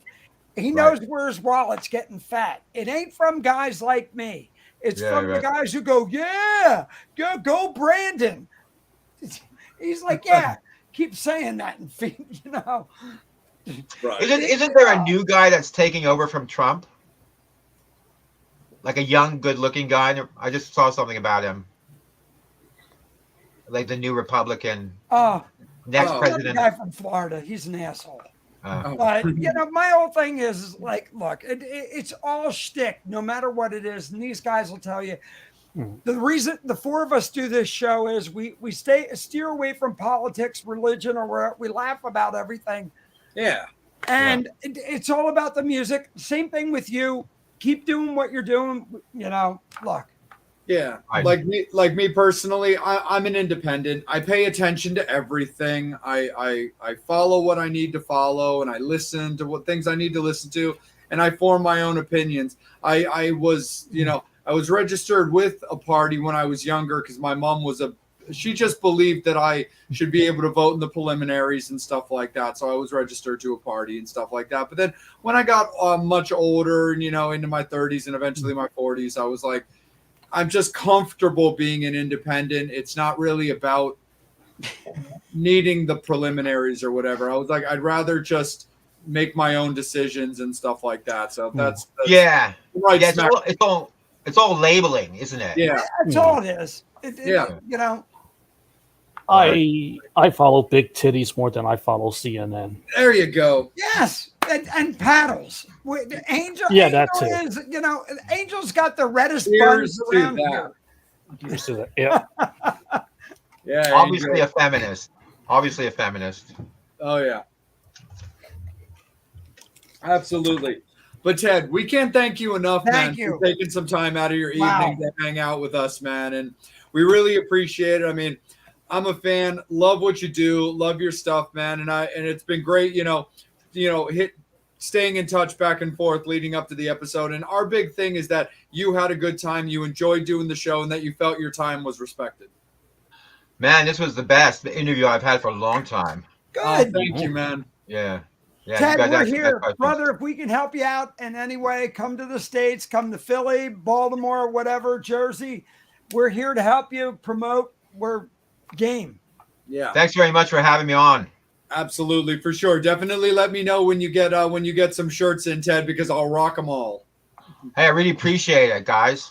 Absolutely, for sure. And Metal Summoners, thank you guys so much. Again, the show is built for you guys. We appreciate you guys tuning in. Make sure that you're supporting Ted. Live music is back, as you guys have heard multiple times. He's going to be getting out on tour. The new music is out, the Count of Rock EP, so definitely check it out. Ted Axe Bandcamp is where you can find all of his music, and just check out his history with Sister Hyde in the Action. It's really, really cool stuff. So Metal Summoners, thank you guys so much for that, and we appreciate you guys so much. On behalf of the Metal Summit, for Bobby, for Psycho Steve, for Angel, and for myself, follow them on all of their socials, BobbyDreyer.com, Angel Alamo on Instagram, Just a R&R Junkie, Jay Oakley on Instagram, and The Real Psycho Steve as well. And again, follow Ted and show a lot of love and support to the scene. I'm still currently live in the Face of Horror competition. So throw in my daily votes there, fans, so I can win this thing. And I really appreciate you guys as well. But again, on behalf of the Metal Summit, on behalf of Ted Axe, we appreciate him very, very much. Guest announcement for next week's episode later this week. It's going to be a good one, as always. It's going to be a lot of fun. Take care of yourselves, guys. Look out for each other and have yourselves a great weekend. As always, you've been watching the Metal Summit. Cheers, everyone. Cheers. Thank you, Ted. Take care.